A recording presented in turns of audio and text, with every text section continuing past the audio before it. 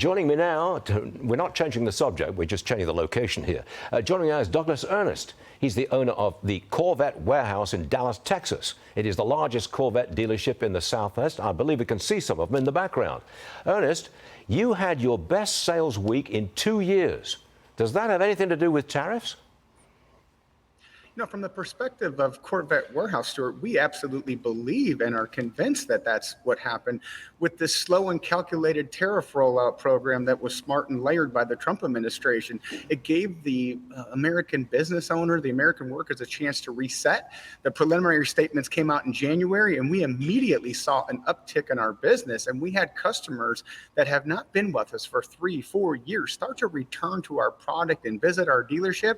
And as the phase policy announcements came out, immediately we had an uptick in business. And, you know, contrary, I just want to let the audience know that the week that the stock market was making a temporary correction, we had the best week we had in actually 3 years.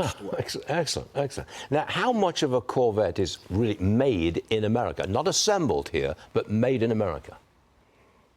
98% of all products on that Corvette are produced in America. The Corvette is the longest running American sports car, and it's been in existence for almost 80 years, since 1953. It started out in St. Louis, and now it's produced in Bowling Green, Kentucky, and it provides a massive amount of jobs to American workers. And it also is a legendary symbol of American pride and free spirit. Well, with all that demand, have you put your prices up?